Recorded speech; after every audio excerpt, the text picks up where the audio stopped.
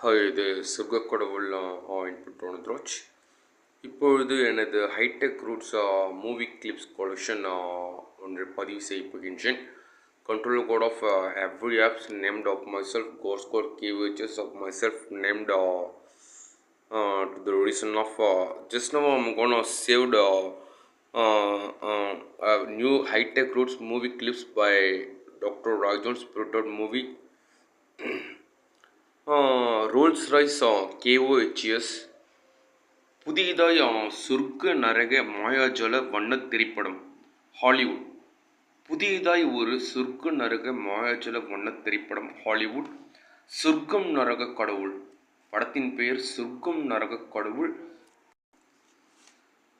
ஒரு அதிசய அற்புத பிரம்மாண்ட தலையை மயக்கி ரசிக்க வைக்கும் ஒரு மாயாஜால ஹிப்னாட்டிக் இயற்கை வழிகளின் ஆசைக்குண்டான 97D6 ஃபேண்டசி எஃபெக்ட் திரைப்படம் 31 இன்ஃபினிட்டி டெசெக்ஷன் மூவி.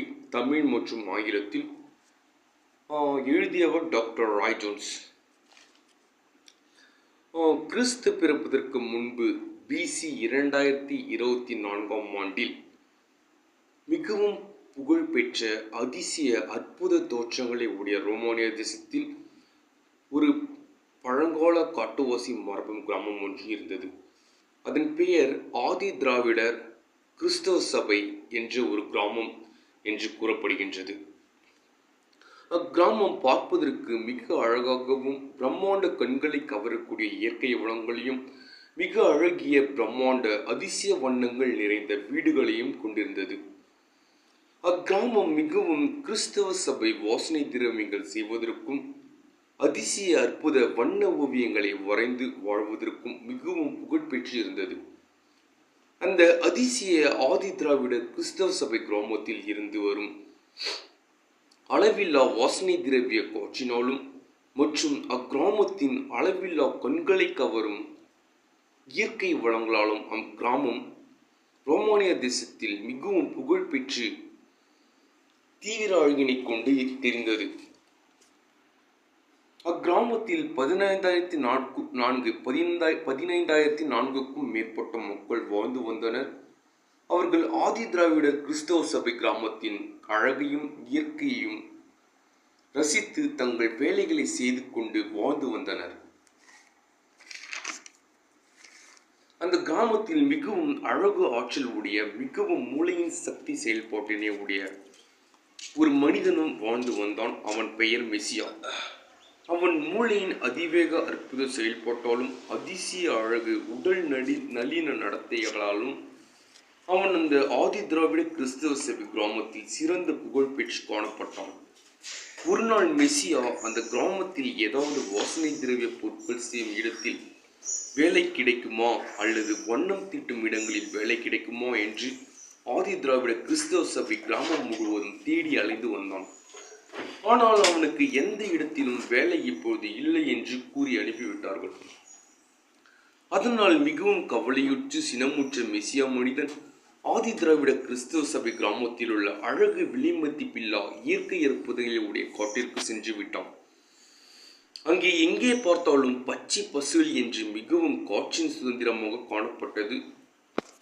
அந்நேரத்தில் மிகவும் காலியுற்ற மெசியா சிறிது மனமகிழ்ச்சி பெறலாம் என்று மேரியுனா இலைகளை கசக்கினார். அவருக்கு தனது இளமை பருவத்தில் இருந்து மேரியுனா புகைப்பிடி பழக்கம் இருந்ததனால் கிசாவே அது அவருக்கு ஊக்கம் அளவில்லா இனிமை சுக மகிழ்ச்சி தந்ததனால் அவர் அதை தொடர்ந்து பயன்படுத்த ஆரம்பித்து விட்டார். அதனால் அந்நாளில் அவருக்கு எந்த வேலையும் கிடைக்காத கவலையினால் அவர் மேரியுனா இலைகளை கசக்கி புகைப்பிடிக்க ஆரம்பித்து விட்டார்.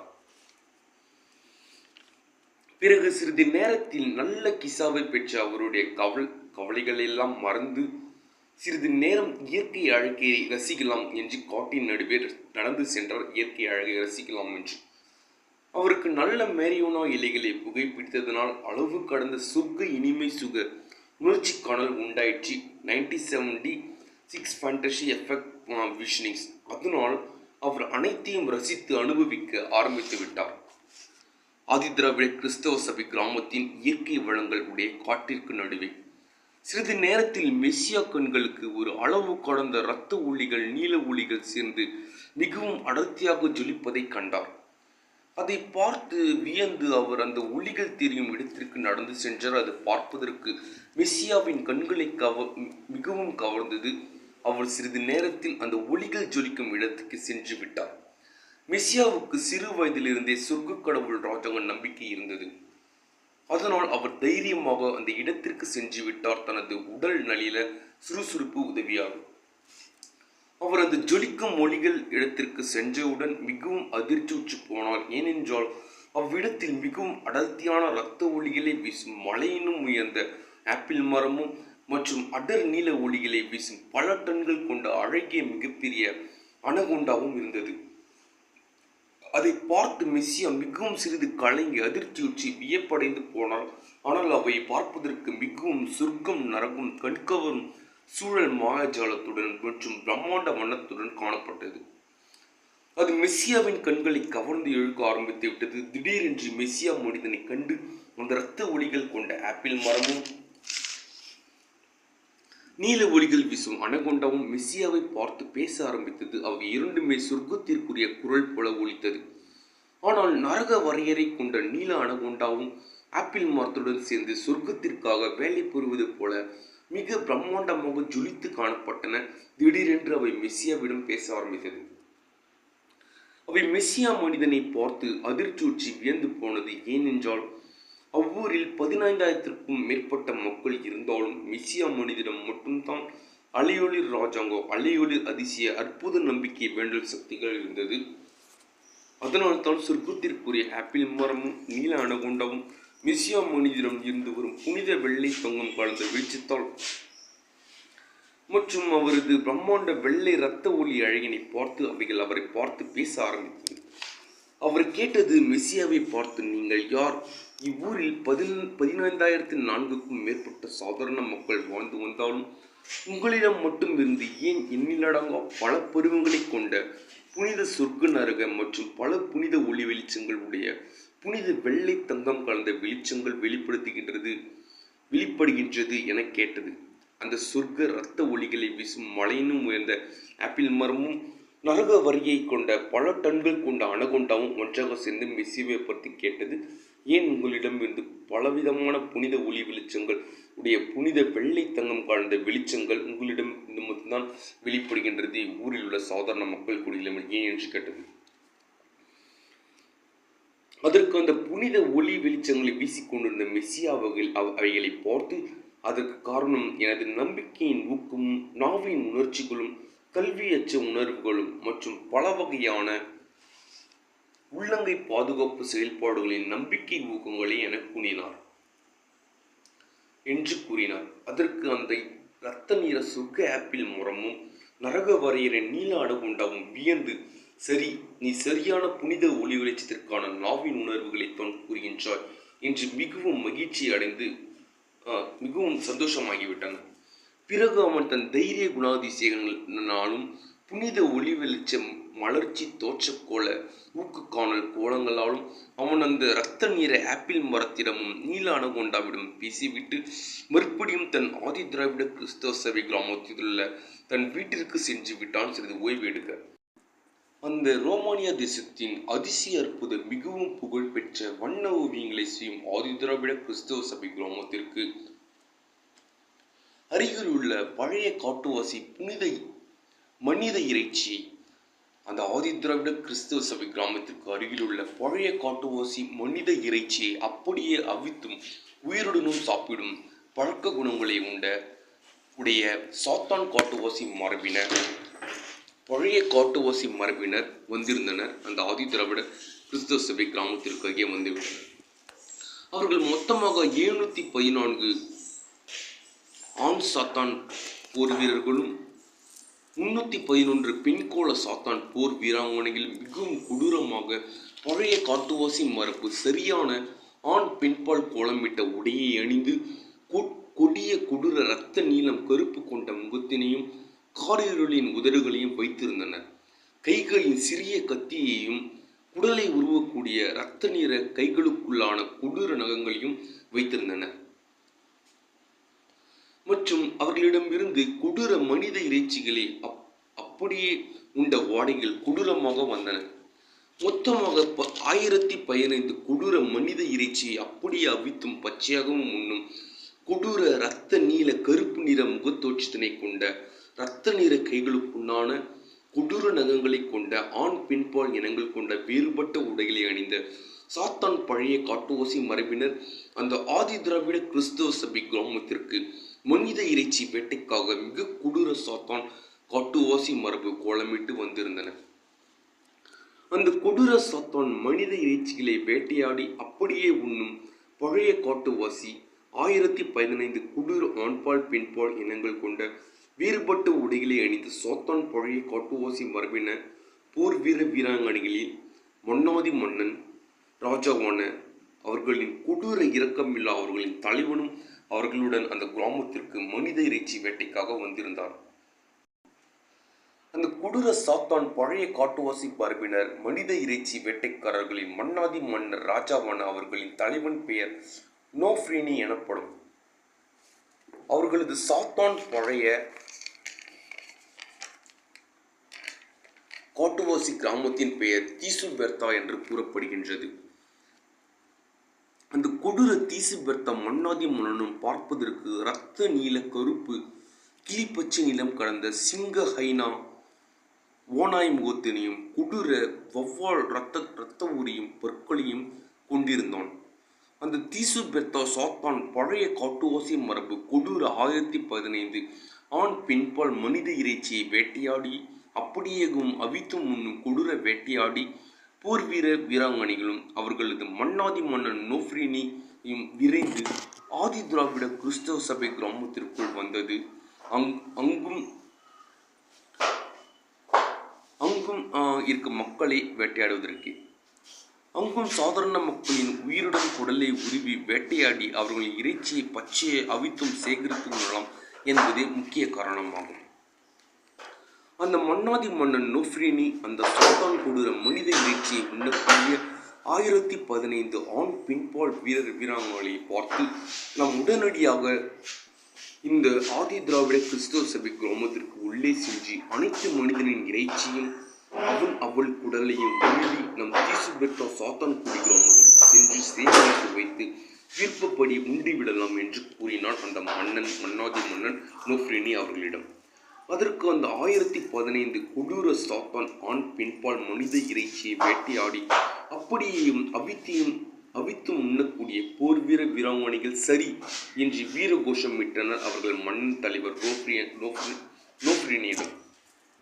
நோஃப்ரோனி. உடனடியாக அந்த கொடூர மனித இறைச்சியை வேட்டையாடி உண்ணும் சாத்தான் பழங்கோள காட்டுவாசி மரபினர் தீசுபெர்தா கொடூர சாத்தான் வீரர் வீராங்கனைகளும் அவர்களது மன்னர் தலைவர் நோஃப்ரினியும் அந்த ஆதி திராவிட கிறிஸ்தவ சபை கிராமத்திற்குள் நுழைந்து விட்டனர். திடீரென்று அந்த ஆதி திராவிட கிறிஸ்தவ சபை கிராமத்தில் சுற்றி கொண்டிருந்த சாதாரண மக்கள் அந்த கொடூர சாத்தான் தோற்றம் கொண்ட பழங்கால காட்டுவாசி மரபின மனித இறைச்சியை வேட்டையாடும் தீசுபெர்தா இரத்த நீல கருப்பு நிறம் கொண்ட கொடூர நகங்களையும் கருப்பு உதடுகள் கொண்ட 1015 ஆண்பால் பெண்பால் வீராங்கனைகளையும் அவர்களது மன்னாதி மன்னன் நோஃப்ரினி கொடூர சாத்தான் நிற தோற்றத்தையும் கண்டு தலை சிதறல் அச்சம் கொண்டு தலை சிதறி பயந்து ஓடினார்கள். அந்த கொடூர தீசுபெர்தா சாத்தான் கொலைவெறி கொண்ட மனித இறைச்சியை வேட்டையாடி அப்படியேயும் அவித்தும் உண்ணும் வீரர்களும் சாத்தான் குணமுடைய தீசுபெர்தா காட்டுவாசி பெண்களும் அந்த ஆதி திராவிட கிறிஸ்தவ சபை கிராமத்தில் பயந்து ஓடிய ஒவ்வொரு ஆணையும் பெண்ணையும் பிடித்து அவர்களின் குடலையும் உறுப்புகளையும் தங்கள் கொடூர சாத்தான் கைகளின் வலிமையால் மிக கொடூர யுக்தி வேகத்துடன் உருவினார்கள் அந்த சாத்தான் தீசுபெர்தா கொடூர காட்டுவாசி மனிதர்கள்.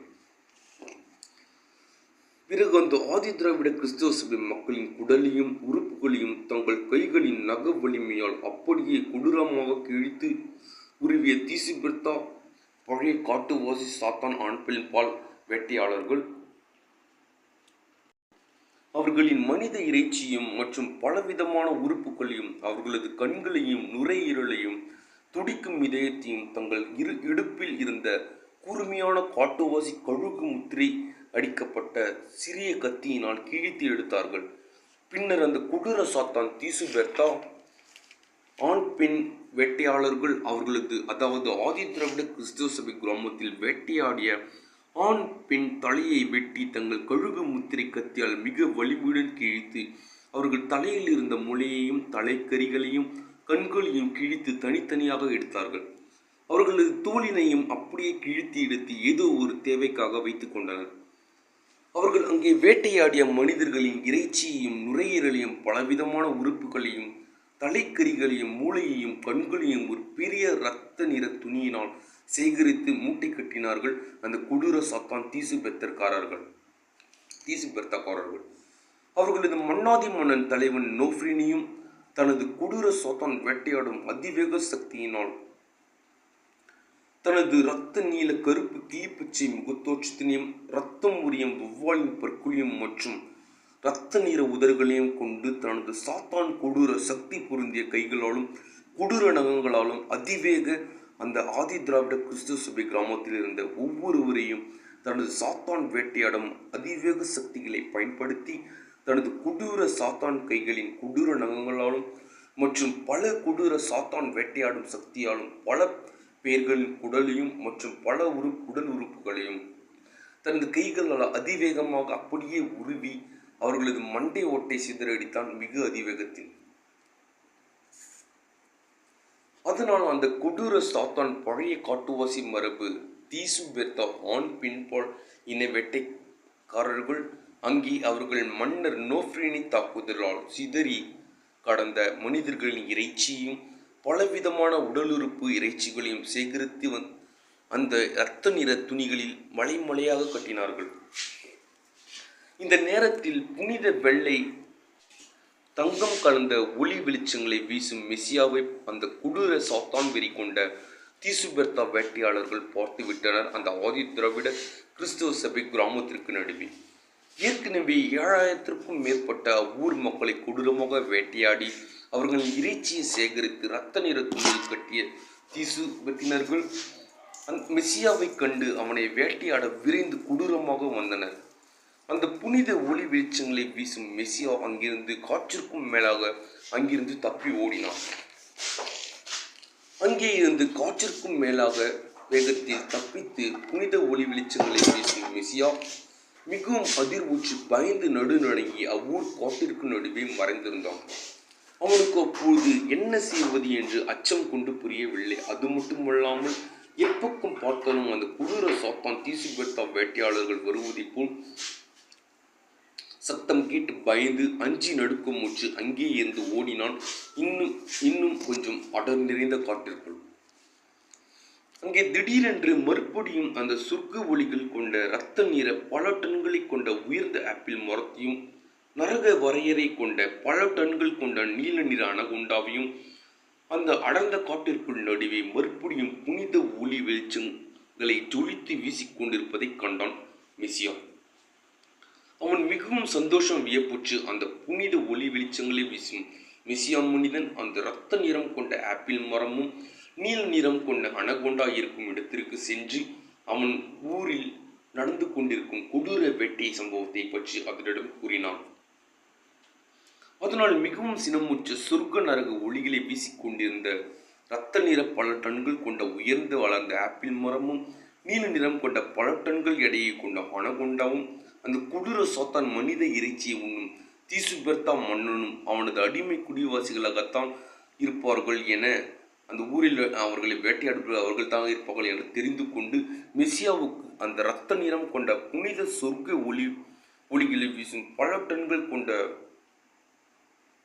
உயர்ந்த ஆப்பிள் மரமும் நரக வரையறை ஒளிகளை வீசக்கூடிய பல டன்கள் கொண்ட நீல அனகொண்டாவும் ஒரு புனித சொர்க்க ஒளிகளை நரக ஒளிகளையும் மற்றும் புனித ஒளி மலர்ச்சி எழுச்சிகளின் தாக்குதலை கொண்ட மிக அதிவேக சக்திகளை கொண்ட ஒரு இரத்த நிற சிகப்பு சட்டையாகவும் நீல நிற பேண்டாகவும் மாறி அவனை தன் உடம்பிலும் முழு உடற்கூறு முகத்தோற்றத்திலும் இவை அனைத்திலும் உணர்வுகள் கொண்டு அணிந்து கொள் இவை அணிந்து கொள் என்று அவனிடம் கூறியது.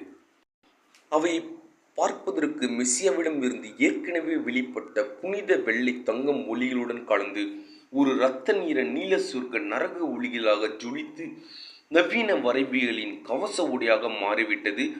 சாத்தான் மனித இறைச்சிகளை வேட்டையாடுபவர்களை அழிக்கும் சக்திகளை கொண்ட ஒரு கவச ஒளியை போன்று மெசியாவிற்குள் அவனும் அதை உணர்ந்தான். அவன் அதை மிகவும் அழகாகவும் புனித ஒளி வெளிச்சமாகவும் உணர்ந்து அவ்வுடையை அணிந்தவுடன் மிகவும் 17,000 37,000 69 ஒரு புனித ஒளி மலர்ச்சி எழுச்சிகளின் ஒரு சக்தியை உணர்ந்தான். அந்த நீல அனகொண்டாவும் மற்றும் அந்த ஆப்பிள் மரமும் ஒரு உடையாக மாறி அதுதான் கவசம் என்று அவை கூறின. அவை அணிந்து கொண்டு அவனிடம் காலில் மிதியடிகளையும் அவன் வைத்திருந்தான். அணிந்து கொண்டு போனான். போகும் வழியில் அந்த உணர்ச்சிகள் காட்டியது அவன் அணிந்த உடையிலிருந்து ஒரு உணர்ச்சிகள் வெளிப்பட்டன. மேரியுனா இலைகளை புகைப்பிடித்தால் இன்னும் கொஞ்சம் வளம் பெற்று நம் சக்தியை அதிகமாக பயன்படுத்தி அனைவரும் அழித்து விடலாம், அதற்கு எளிதாக இருக்கும் என்று அந்த அனகொண்டாவும் ஆப்பிள் மரமும் அவனிடம் இருந்து அந்த உடையலாக மாறி அந்த உணர்ச்சிகளை வெளிப்படுத்தின. அதனால் சிறிது மேரியுனா இலைகளை மெஸ்ஸியா புனித வெள்ளை தங்க நிறம் கொண்ட ஒளிகளை வீசும் மெஸ்ஸியா தனது பாக்கெட்டில் ஏற்கனவே இருந்த பாக்கெட்டில் சிறிது மேரியுனா அவரும் ஏற்கனவே பேண்ட் அவர் அணிந்திருந்தார், அதை காட்டி அங்கே போட்டு வந்து விட்டார்.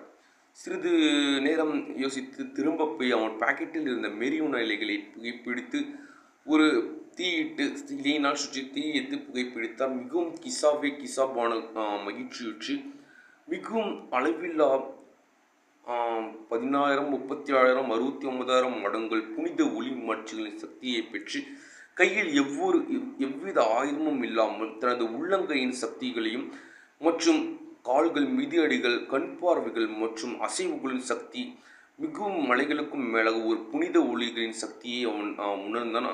அந்த உடையில் உணர்ச்சியால் விரைந்து அந்த மறுபடியும் தன் ஊருக்கு சென்றான். தன் கிராமத்திற்கு, ஆதி திராவிட கிறிஸ்தவ சபை என்ற கிராமத்திற்கு மறுபடியும் விரைந்து சென்று அங்குள்ள 1015 மிக கொடூர சாத்தான் வெறி கொண்ட மனித இறைச்சியை அப்படியே வேட்டையாடி உண்ணக்கூடிய இரத்த நிற கருப்பு நிற நீல நிறம் கொண்ட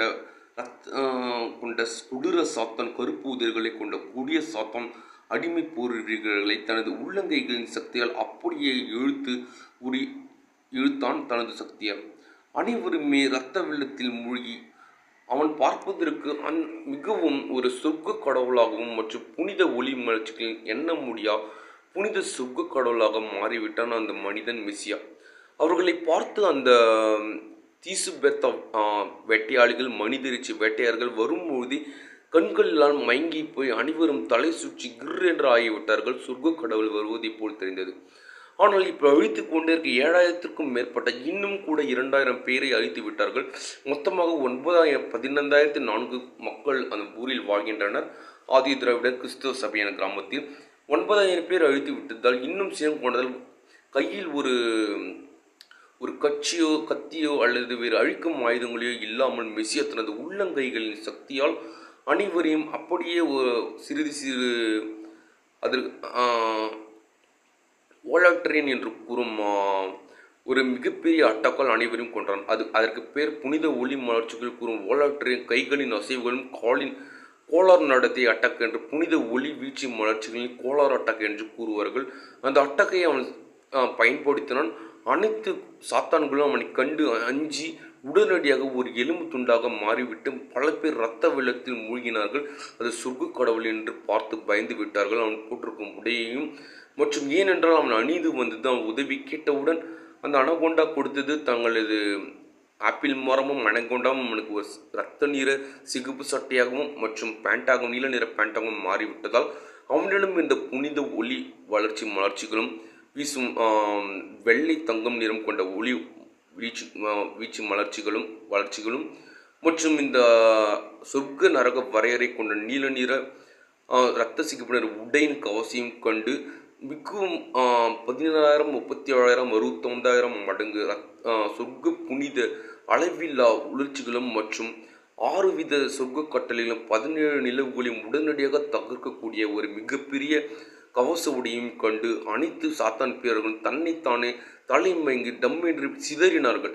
பல பேர்கள் சொர்க்க கடவுளாக புனித ஒளிகளை பார்த்து தானாகவே வெடித்து சிந்தினார்கள் மற்றும் அவர்களை பார்க்க தாக்க வந்தார்கள் பல பேர்கள். அவர்கள் தங்களது கோலற்றே என்ற கோளாறாட்டக்கள் ஒரு ஒரு சக்தியால் தனது நகக்கூறுகளின் சக்தியால் சிறிது யுக்தியை பயன்படுத்தினான். பழைய பேர் எலும் துண்டுகளாகவும் மற்றும் திடீரென்று அப்படியே பழமாகவும் மற்றும் மாறிவிட்டான்.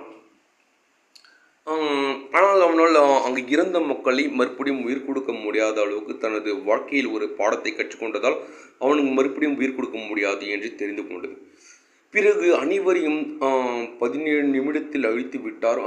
சொர்க்க கடவுளாகிய மெசியா சொர்க்க கடவுளாக மாறிவிட்டார். அந்த புனித இரத்த நிற உடைகளையும் நீல பேண்டையும் அணிந்து அந்த ஆப்பிள் அணகொண்ட உடையாக மாறிவிட்டது என அணிந்து சொர்க்க கடவுளாக மாறிவிட்டார் மெசியா. பிறகு அந்த தீசுபெர்த்தா மன்னாதி மன்னன் நோஃப்ரின் மெசியாவின் புனித அளவில்லா ஒளி வளர்ச்சிகளின் மற்றும் காணொலியும் கண்டு புனித ஒளிகளின் அளவில்லா ஜொலிப்பையும் கண்டு அவன் அஞ்சவே இல்லை. ஏனென்றால் அவனுக்கு தெரியும் தான் ஒரு இரக்கமில்லா குடிர இரத்தவெறி கொண்ட வேட்டையாடும் மனித இறைச்சியை வேட்டையாடி அவங்களை இரத்தத்தை ஒரு குடிர சாத்தான் நோஃப்ரினி மிகவும் ஒரு கொடூர இரத்த நீல கருப்பு கிளிப்பச்சை நிறம் கலந்த சிங்க ஹைனா மோனாய் முகத்தினையும் மற்றும் கொடூர இரத்தத்தினை ஒரு வௌவால் பருக்களையும் வைத்திருந்த அந்த தீசுபெர்த்தாவின் பழைய காட்டுவாசி மரபினரான மன்னாதி மன்னன் நோஃப்ரினி மெசியாவின் சொர்க்க கடவுளை கண்டு அஞ்சவே இல்லை. தைரியமாக தனது மிகவும் இரக்கமில்லா மனித இறைச்சியை அப்படியே உண்ணும் இரத்தத்தை உரிய வௌவாலின் பற்களையும் மற்றும் கொடூர தோற்றத்தினையும் கொண்டு தனது அருகில் உள்ள கடந்த பல வகையான கழுகு முத்திரையிட்ட சிறு சிறு கத்தியினால் அவனை தாக்கி கொண்டே இருந்தான். தனது மிகவும் ஒரு மனித இறைச்சி உண்ணக்கூடும் வெறியின் சக்தியினான். அதனால் மிகவும் சினம் கொண்ட சொர்க்க கடவுளின் கவச உடைகளை அணிந்த சொர்க்க கடவுள் கவச உடலை கொண்ட மெசியா மனிதன் மிகவும் சினமுற்று ஒரு தாக்குதல் கூட மேல் படவில்லை. அதனால்தான் ஆனால் சினமுற்று விட்டார் அந்த சொர்க்க கடவுள் மெசி. அதனால் மறுபடியும் தனது ஓலாற்றின் என்னும் மட்டாக்கால் மிகவும் காற்றிற்கும் மேலான 1,22,000 அதிவேக புனித ஒளி மலர்ச்சி வீழ்ச்சி மற்றும் தீச்சுடர் ஒளிச்சுகளை தனது ஓலாட்டரின் அட்டாக்கள் அவர் மிகவும் வேகமாக தாக்க அந்த தீசுபெர்த்தா பழைய காட்டுவாசி மக்கள் இறைச்சி உண்ணும் மன்னன் தலை சீதிரி உடல் சீதிரி சிறிய ஒரு உடனடியாக அழிக்கப்பட்டான். அவ்விடம் முழுவதுமே இரத்த வெள்ளமாக காணப்பட்டு திடீரென்று சொர்க்க ஒளி வெளிச்சமாக மாறியது. அனைவருமே எலும்பு துண்டாக மாற்றப்பட்டார். அனைவருமே துகள்களாக மாற்றப்பட்டது. மீதி இருக்கும் மக்கள் விடுவித்து அனைவரும் தன் ஊரில் வாழ ஆரம்பித்து விட்டார். மறுபடியும் அவன் போட்டிருந்த கவச உடையிலான சொர்க்க நரக வரையறை ஒளிச்சித உடைகள் தங்கள் மறுபடியும் போய் தங்க வேண்டும் தங்கள் இடத்தில் என்று மெசியாவிடம் கேட்டுக்கொண்டிருந்தது. அவரும் அதனை ஏற்றுக்கொண்டு அந்த காற்றிற்கு நடுவே கண்டு அந்த இரத்த நிற சிகப்பு உடையையும் மற்றும் நீல பேண்டையும் கழட்டி வைத்தார். அவைகள் சந்தோஷமாக அவர்களிடம் அவன் கழட்டி போட்ட உடையை அணிந்து கொண்டு அவை பேசியது, நீ நீ மட்டும்தான் நீ ஊரில் மிகவும் சிறந்த வீரன், புனித வெள்ளை தங்க நீர்கள் கொண்ட உன் உணர்ச்சிகளாலே நீ நீ உயிர் பிடித்து நீ காற்றிற்கு மேலான வேகத்தை கொண்டதாலும் உன் நம்பிக்கையாலும் தான் அனைவரையும் அழித்து அந்த கொடூர சாத்தான்களை அழித்து மீதம் இருக்க சாதாரண குடும்பங்களே அந்த பக்கமாக வாழ அனுப்பித்து விட்டார் என்று மகிழ்ச்சியாக கூறியது. அவை மெசியாவிடம், இனிமேல் தேவையென்றால் நாங்கள் இப்பக்கம் தான் இருப்போம், காட்டிற்கு நடுவே எப்போ வேண்டுமானாலும் நீங்கள் வரலாம், ஏதாவது சத்தம் நாங்கள் எப்போ வேணாலும் இந்த கவச உடையாக மாற தயாராக இருக்கின்றோம் என்று அவைகள் சந்தோஷ தருணத்தில் கூடியது. அதை கண்டு மிகவும் மகிழ்ச்சி உற்ற மெசியா அவைகளிடம் சந்தோஷமாக பேசிக்கொண்டு தனது ஒளி மலர்ச்சி வீழ்ச்சிகளில் புனித வெள்ளை தங்கம் நிறைந்த ஒளிகளை வீசிக்கொண்டு அந்த ஜொலிக்கும் அந்த இரத்த நிற சுர்க்க வரை கொண்ட இரத்த நிறம் கொண்ட ஆப்பிள் மரத்தையும் நரக வரையை கொண்ட அணகொண்டாவையும் அங்கே விட்டுவிட்டு தனது ஊருக்கு வந்து மிகவும் மெசியா என்ற மனிதர் சொர்க்க கடவுளாக மாறிவிட்டார் என தனக்கே தெரிந்து மிகவும் மகிழ்ச்சியாக மேரியுனா இசாப்பிடிகளை பிடித்து கொண்டு சந்தோஷமாக ஆரம்பித்து விட்டார். ஆனால் உடைகளை பற்றி மறந்துவிட்டு எப்போது வேண்டாலும் போன வேணாலும் அவர் போய் அந்த உடையை எடுத்துக்கொள்ளலாம் என்று அவங்க சொல்லி அனுப்புவதை கண்டு சொல்லி நினைத்து மகிழ்ந்து அவர்கள் சொர்க்க கடவுளாக மாறி கிசாவே வாழ்க்கையை மீதம் உள்ள அந்த ஆதிதிராவிட கிறிஸ்தவ கிராமத்திற்குள் மீதம் இருந்த 6004 மக்களுடன் வாழ்ந்துவிட்டார். ஆனால் யாருக்குமே தெரியவில்லை, அம்மக்கள் எல்லாம் சாதாரண குடிமக்களாக இருந்தாலும் மெசியாவை காண முடியாததால் சீக்கிரத்தில் அவர் சொர்க்கக்கடல் வாழ்க்கை பயணத்தில் தனது வீட்டிற்குள் சந்தோஷமாக வாழ்ந்து கொண்டு சாதாரண மனிதன் போல் தோற்றம் கொடுத்தாலும் சொர்க்கக்கடலின் வாழ்க்கை பாதையில் கிசாவே வாழ்க்கையில் வாழ ஆரம்பித்துவிட்டார் தான் யார் என்று தெரிந்து. நான் ஒரு சொர்க்க நரக கல்வி காமம் காதல் செயல்பாடு மற்றும் 17 நிலவுகளின் தகர்பஸ்ப அழிபாடுகளை தெரிந்த எழுத்தாளர். இதை என் ஆத்மா வழி சிங்கக் கடவுளின் பய அச்ச உணர்வு முன்னேற்றத்திற்காக எழுதியுள்ளேன். நன்றி. இப்படிக்கு சொர்க்க கடவுள் ஆயின் பெற்றானதராஜ். தேங்க்யூ. சொர்க்கம் நரக கடவுள் இப்படத்தின் பெயர். இப்படிக்கு சொர்க்க கடவுள் ஆயின் பெற்றானதராஜ். Hi tech roots movie clips collection by doctor Rai.